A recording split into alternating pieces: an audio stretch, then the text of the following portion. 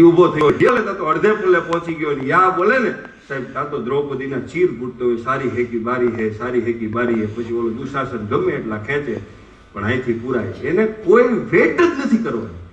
કહેવાનો મતલબ એ છે કે ધર્મની હાનિ થતી નથી, પહેલા તો ભૂલી જાઓ. અને આપણે એમ કહીએ સનાતન ધર્મની આપણે રક્ષા કરી છે, નહીં. સનાતન ધર્મ આપણી રક્ષા કરે છે, આપણે એની શું કરવાના? જે નાશ જ નથી થાય એની રક્ષા આપણે શું કરવાની? એ આપણી રક્ષા કરે. ધર્મની ગ્લાનિ એટલે શું? કે જ્યારે જે સમયે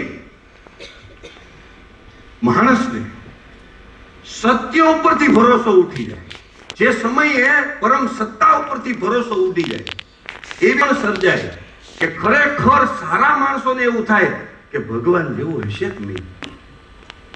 આવી સ્થિતિ જે દિવસે સર્જાય અને તે દિવસે મારે આવવાનું થાય. ધર્મ સંસ્થાપનાર્થાય સંભવામિ યુગે યુગે. ધર્મની સ્થાપના કરવા માટે મારે ધક્કો ખાવાનો, આ બધાને મારવા માટે નહીં. એટલે કે જ્યારે ધર્મની હાનિ સર્જાય ત્યારે ઈશ્વરનું પ્રાગટ્ય થાય છે. અને સૌ પ્રથમવાર કે હનુમાનજી જે ધજા ઉપર ફરકતા હોય, એ કેમ ધજા ઉપર બેઠા એ હું તમને વાત કરું. કે એક દિવસ દ્રૌપદીજીએ ભીમને કીધું, આ સ્ટોરીમાં બધાને મજા આવે એટલે થોડી નાની વાત છે. એક દિવસ દ્રૌપદીજીએ ભીમને કીધું કે મને આ કમળ ગમે છે, તમે લઈ આવો અને મારે કૃષ્ણને અર્પણ કરવું છે. એટલે માનસરોવરમાં હોય કમળ, અને ક્યાં રૂટ લાંબો હતો પણ ભીમ તો એની સ્પીડથી તો વાત જ ન થાય. 1800 ની સ્પીડમાં ભાગ્યા અને ઝાડવા બાળવા વચ્ચે આવે, બધાને લેતા જાય હો. અને 1800 ની સ્પીડમાં જતા હોય તો 1800 ની નહીં હોય, પાછા મને નીચે ઉતરીને કહેતા નહીં કે આમાં 1800 ની સ્પીડ ક્યાં લખી છે. હા, તમારે સાર પકડવાનો, વાર્તા પછી બહુ નહીં પકડવાની. 1800 ની સ્પીડમાં ભાગ્યા ભીમ. અને ભાગતા ભાગતા સીધું કેમ ગાડી જાતી હોય 180 ની સ્પીડમાં, અને વચ્ચે કોઈ ગાડી આવે ને બ્રેક લાગી જાય, એવી સ્થિતિમાં ભટકાણા, પૂછડે ભટકાણા કે આ કોણ? અને હનુમાનજી મહારાજ તો ઉતાર, એટલે હનુમાનજી હતા એ ઉતાર, અને પૂછડું હલાવે પણ હલે નહીં. કેવડું બળ એની પાસે, પણ એ હલે નહીં. એટલે પછી એને લાગ્યું કે આ મહાન વિભૂતિ હશે, એટલે એને ઉઠાડે, પછી વાત કરે, પછી ઓળખાણ પૂછે છે, બેયનો પરિચય થાય કે આપણે બે એક બાપના દીકરા છે, કે વાયુ પુત્ર છે એમ. તો કે અરે પછી પ્રણામ કરે ભીમ, પછી પ્રસન્ન થાય અને પછી આશીર્વાદ આપે છે હનુમાનજી. અને હનુમાનજી આશીર્વાદ એવા આપે છે કે ખરાખરીનો જ્યારે ખેલ હોય ને ત્યારે તું જે કરી ને એમાં મારું બળ લાગે. તું જે કરી કોકને ગદા મારીને એટલે એ તું જે ગદાનો પાવર હોય ને એ 10 ગણો થઈ જાય, એ મારું બળ. બરાબર? તું રાઈડ નાખ ને રાઈડ, તો એમાં ચીસય મારી છે.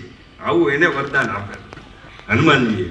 એટલે ઘણા લોકો તો ભીમની રાઈડથી એટેકમાં વયા લાગે, કારણ કે અત્યારથી કેટલાક મારવા એ ભીમના કારણે, અર્જુનની રક્ષાના કારણે હનુમાનજી ત્યાં ધજા ઉપર બિરાજમાન થયા.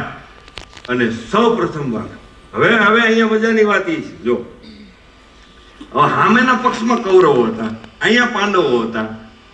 હવે કૌરવો હતા ને એમાં જેટલા વડીલો હતા ને એ બધા વડીલોના હૃદયમાં સ્નેહ તો પાછો પાંડવો પ્રત્યે હતો, કારણ કે એક નાની હતા એટલે એને ખબર તો છે કે મેટર શું બનેલી એ બધી ખબર છે, પણ હવે પક્ષ મુકાતો છે નહીં. તો કર્ણની જે વાત કરીને ભગવાને કર્ણને કેટલો સૌથી વધુ કર્ણને સમજાય, સૌથી વધુ કર્ણ કે નહીં, એ પર્સનલ મેટર હતી, કે પર્સનલ ઉપકારો એના હતા, એના ઉપર હતા. તો ભગવાને કીધું કે હાલો એને આપણે માન્ય રાખીએ. તને બધી ખબર છે કે આ દુર્યોધને મને સહકાર આપેલો, મારો મિત્ર છે, એટલે મિત્રતા તું નિભાવે છે, હાલો હું એ વાત સાથે એગ્રી છું.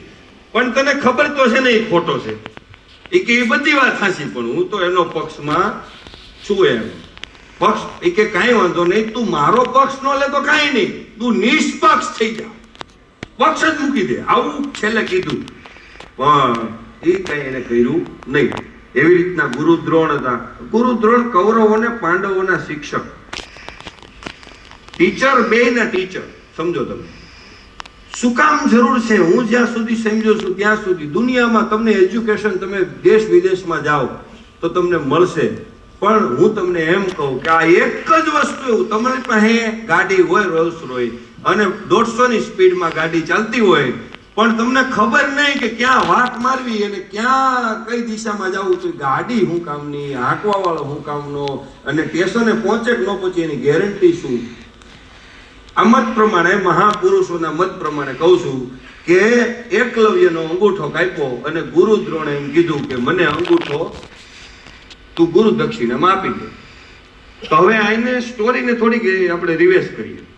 હવે આ કેમ બન્યું? તો કે ગુરુ દ્રોણ જંગલમાંથી પસાર થતા હતા, એમાંથી એક ભસતો કૂતરો હતો, એ ભસતો હતો અને એમાં મંત્રવેદ વિદ્યાથી બાણ મારે છે કોઈ વ્યક્તિ અને મોઢું પેક થઈ જાય છે અને વિચાર ત્યાં ગુરુ દ્રોણ જોઈ જાય છે, આવી કળા તો મેં કોઈને શીખવાડી નથી, આવો જંગલમાં કોણ?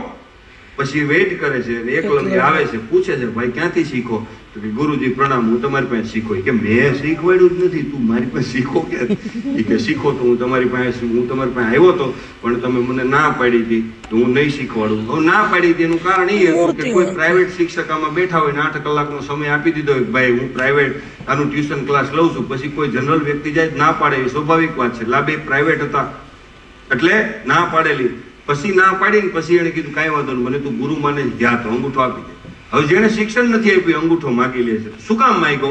એ એટલા માટે માગ્યો, ગુરુ ગુરુ હોય છે, ગુરુ ગુરુ હોય છે, ગુરુ પાસે કોઈ ભેદભાવ નથી હોતો. મહાપુરુષોના વચનો એવું કહે છે કે એટલા માટે માંગેલો કે જે વ્યક્તિ પાસે મહાન વિદ્યા હોય, જે મહાન યુદ્ધમાં ઉપયોગ કરવાની હોય, એ માણસ એ વિદ્યાનો ઉપયોગ ભસતા કૂતરાના મોઢા પેક કરવામાં કરે, આવડા ગમે તેથી ભડાકો કરશે, આ ગમે તેથી ઓલું કરશે, આની પાસેથી લઈ લ્યો. આ એક કારણ હતું. દાખલા તરીકે અહીંયાથી હું બંદૂકની ગોળી મારું અને એક દોરાનો ફરક પડે ને એટલે વાં 1 ઇંચનો ફરક પડે. પછી એનાથી ડબલ ડિસ્ટન્સ હોય ને તો ન્યાય 1 ફૂટનો ફરક પડે.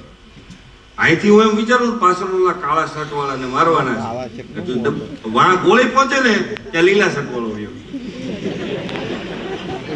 ડિસ્ટન્સ જેટલું એટલું ફરક પડે. તો સમજો કે નાના સ્કેલ ઉપર ભગવાને એમ કીધું જે મહાપુરુષ, જે સમાજની અંદર શ્રેષ્ઠીઓ છે એને તો ધ્યાન જ રાખવું. ચોખ્ખી વાત કરી, એને તો ધ્યાન જ રાખવું. હું કામ? તો કે એની પાછળ બધા લોકો ચાલે છે અને અનુસરે છે એટલે એને ખાસ ધ્યાન રાખવું.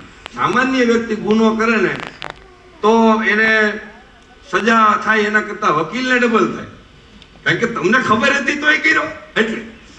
તો હવે વાત એ છે કે અહીંયાથી ફરક પડે. હવે આ વ્યક્તિને એમ કીધું હોય કે ભાઈ તોપનું હેન્ડલ તારા હાથમાં, જ્યારે બોમ્બ ધડાકા કરવાના હોય ત્યારે તોપ તારા હાથમાં. હવે એ તોપ ઉડાડવાનો હોય ને એ 2 ઇંચ ફરક હોય ને તો કચ્છમાં નાખવાનો હોય તે પાકિસ્તાનના લાહોરમાં જઈને ત્યાં પડે ત્યારે, કારણ કે એ તો ડિસ્ટન્સ મોટો.